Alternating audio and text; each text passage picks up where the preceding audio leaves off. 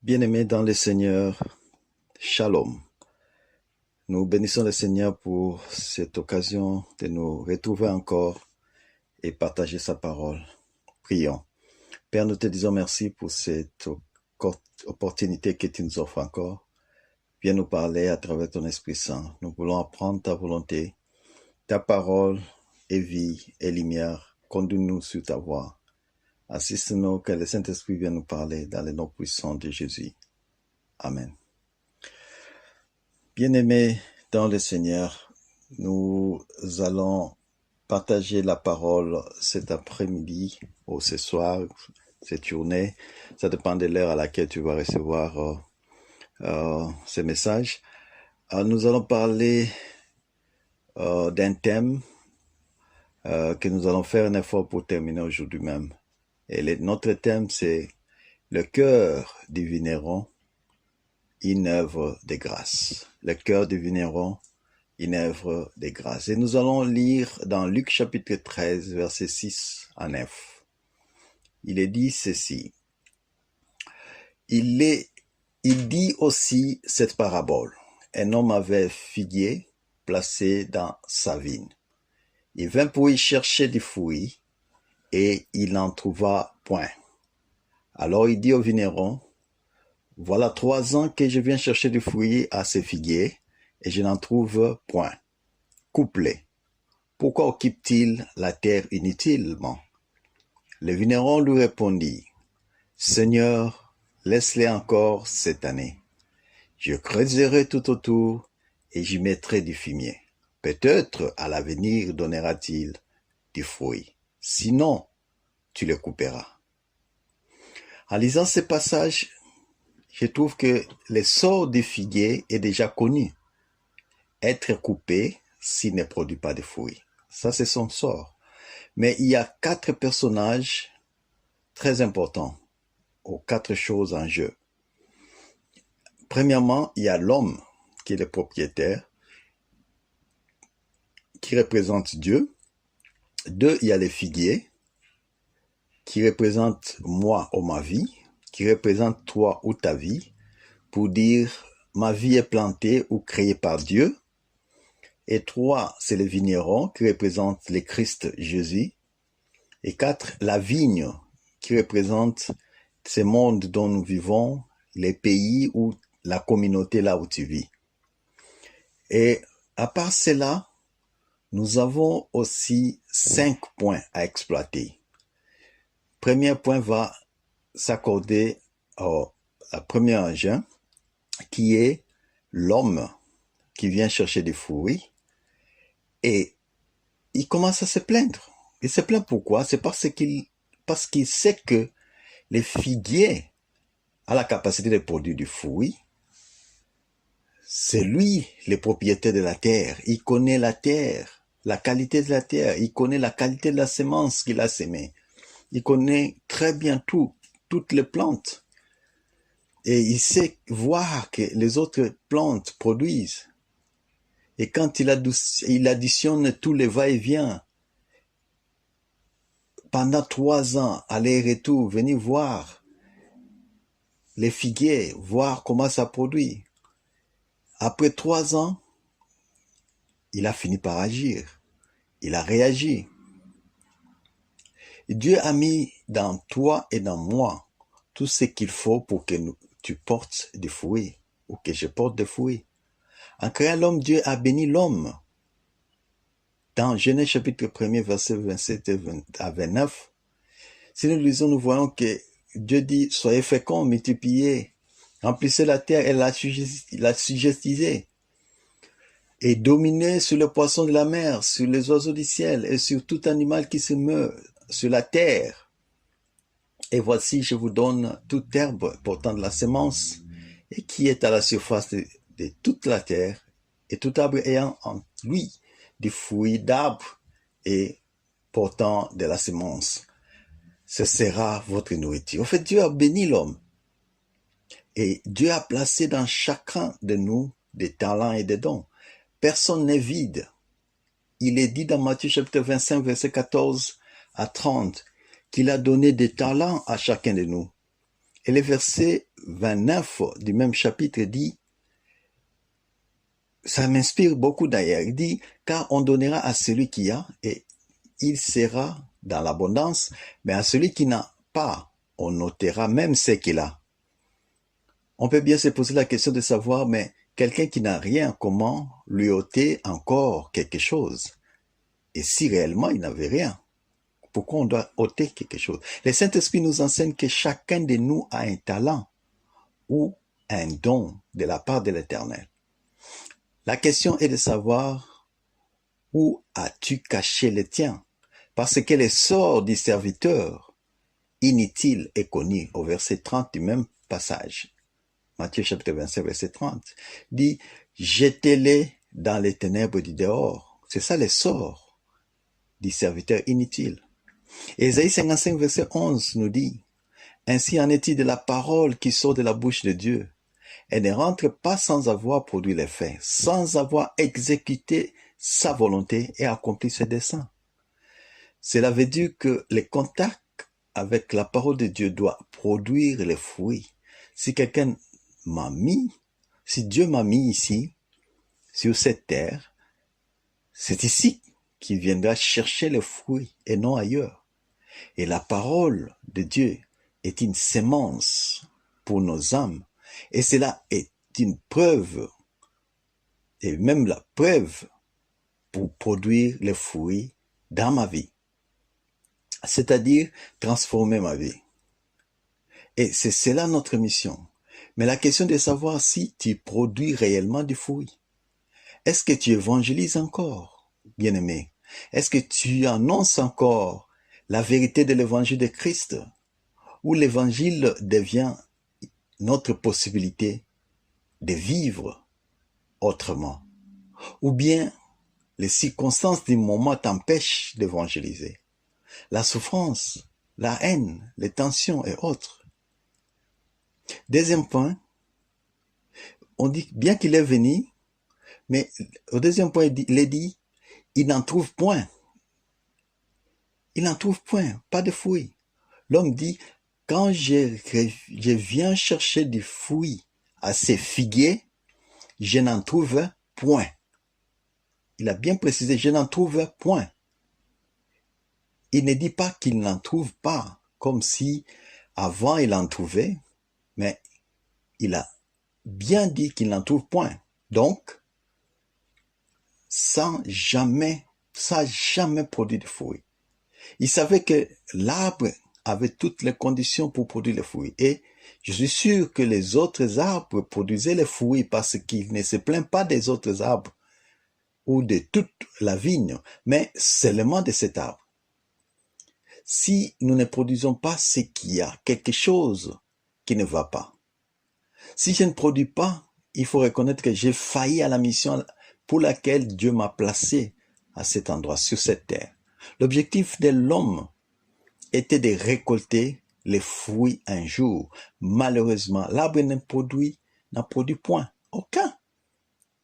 Quand Jésus reviendra, trouveras-t-il du fruit en toi?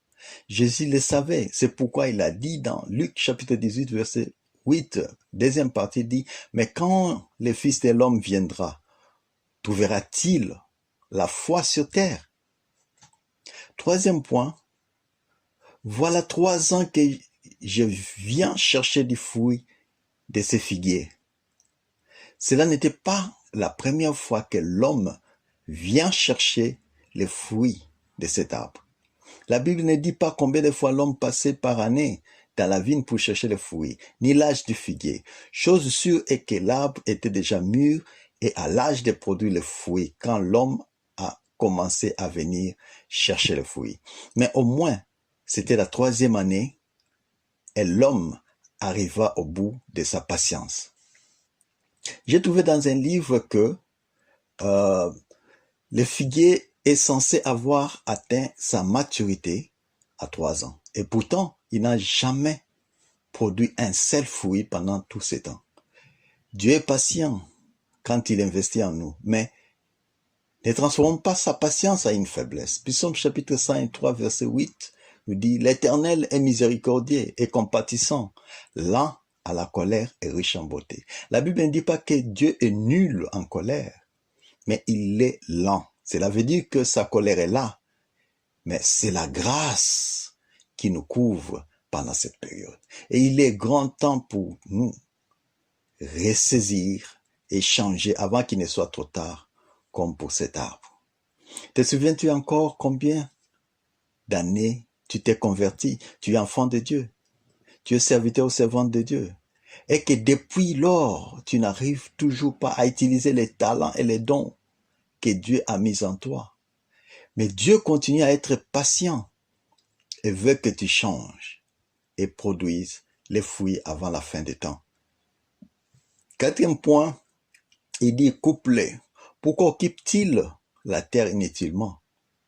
Si je n'arrive pas à produire des fruits, après tous les dons et talents que Dieu a placés en moi, je ne sers alors à rien pour cette terre. Je dois mettre en œuvre tous les dons et talents que Dieu a mis dans ma vie. Quand Dieu parle, cette sémence doit porter des fruits dans ma vie. Sinon, ça ne servira à rien que je sois là. Il faut se poser la question, pourquoi je suis sur cette terre? Si je suis inutile, autant laisser l'espace pour les autres qui pourront être plus utiles que moi. Aujourd'hui, un jugement vient d'être annoncé contre toi. Une condamnation à mort. Dieu juge que tu dois être coupé. Nous savons tous qu'un arbre coupé est jeté dans le feu, comme nous dit Matthieu chapitre 7, verset 19. Et cette année, avec cette pandémie de coronavirus, combien sont morts? Combien sont morts? Et un jugement a été fait pour eux. Mais, cinquième point, il est dit ceci, Seigneur, laisse-les encore cette année. Je vais creuser tout autour et j'y mettrai du fumier. Peut-être à l'avenir donnera-t-il des fruits. Sinon, tu les couperas. Ça, c'est l'intervention de la grâce du vigneron. Ça, c'est le vigneron qui parle. Les jugements finalement du propriétaire, tout comme celui du vigneron, sont les mêmes. Les couper. Mais les vignerons demandent une dernière chance, une grâce auprès du propriétaire, de lui accorder une année de plus et qu'il allait s'investir davantage pour donner les meilleurs de lui-même et voir les résultats dans une année. Bien-aimé, tu ne sais pas ce qui pouvait être ta vie cette année, avec cette pandémie. Beaucoup sont partis, beaucoup sont morts avec ce coronavirus. Mais quelqu'un s'est levé pour dire, laisse-les encore cette année. Que sa grâce soit sur toi. Il a intervenu. Les vignerons, c'est Jésus-Christ qui avait donné sa vie sur la croix à cause de nos péchés. Il intervient et dit, je ferai de mon mieux pour qu'il produise des fruits cette année. Et la parole de Dieu est la meilleure des semences qui doit nécessairement produire des fruits dans notre vie, si nous la mettons en pratique. Recevoir la parole de Dieu, c'est une chose, mais la mettre en pratique en est une autre. Il y avait d'autres arbres qui produisaient des fruits, sauf cet arbre. Certains disent, ceci ne me concerne pas. Et disent, ceci doit être la sœur telle ou les frères tels dans l'église, ou mon voisin ou l'autre. Dans l'église, nous sommes tous dans les mêmes conditions, nous recevons les mêmes messages au même moment.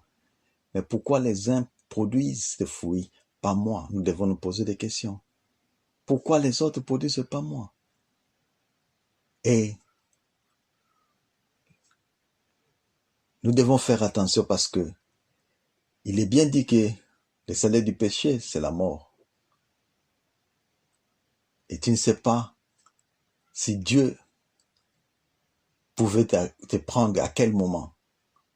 Tu ne sais pas si Dieu voulait déjà ta mort à cause de tes péchés. Mais Jésus-Christ vient d'intervenir cette année encore.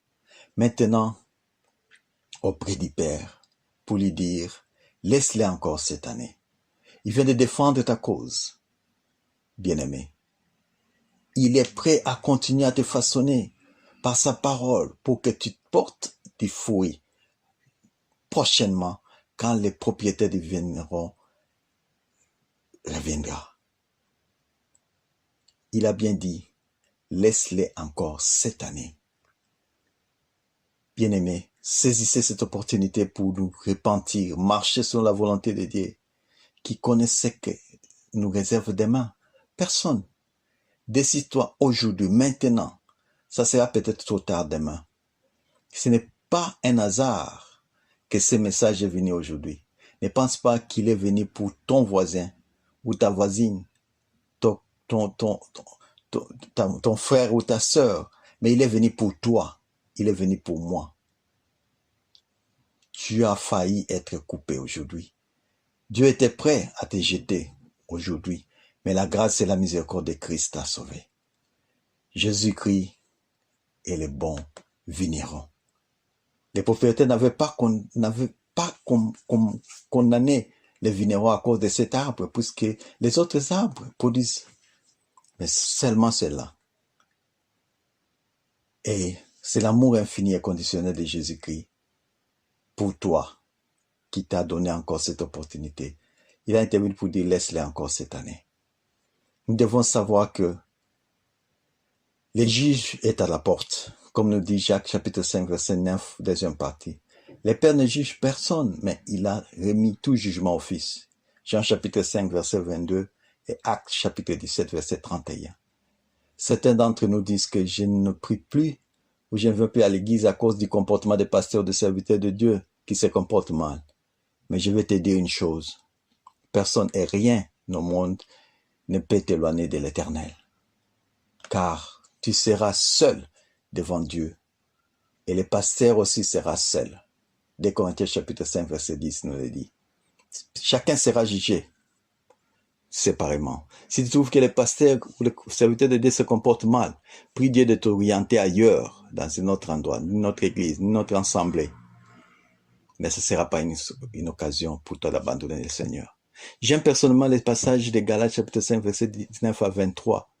Chose curieuse, je ne sais pas si vous aussi vous remarquez cela que on parle des œuvres au pluriel, les œuvres de la chair, mais on parle au singulier des fruits de l'esprit. Savez-vous pourquoi? Vous remarquez que on a commencé par amour. Et moi, je compare l'amour au maïs. Dans un maïs, tu as plusieurs graines de maïs. Dans l'amour, vous avez aussi la joie, la patience, la paix, et ainsi de suite. Et le Seigneur nous a aimés premiers. Et si vous aimez le Seigneur en retour, vous allez produire le fruit et vous ne serez jamais coupé et jeté. Je voulais vous encourager aujourd'hui d'activer ces talents ou ces différents dons que Dieu a placés à chacun d'entre vous et produire des fruits par la grâce de Dieu. Christ intercède à la droite du Père pour nous. Je t'invite de prendre une décision aujourd'hui. N'attends pas demain. Si tu n'as pas encore reçu Jésus-Christ dans ta vie, c'est une occasion aujourd'hui pour toi. Si tu as déjà reçu, mais tu restes encore dans des doutes et que tu veux effacer ces doutes, ou si tu avais perdu l'envie de Dieu, de Christ, de venir à l'église, de prier, tu peux toujours saisir cette opportunité. Certains fournissent d'efforts. Ils ont même cette volonté d'utiliser leur talent ou don, mais n'arrivent toujours pas. L'ennemi peut bien vous étouffer. C'est une occasion que l'Éternel vous offre aujourd'hui. Je vais prier pour vous. Et aujourd'hui aussi, nous tous devons prier tout un chacun pour sa vie et sa relation avec Christ. Que le Seigneur vous bénisse et vous garde. Merci Seigneur pour ta parole. Entre tes mains, nous nous abandonnons. Couvre-nous de ta grâce et de ta bonté. Dans le nom glorieux et précieux de notre Seigneur Jésus-Christ. Amen.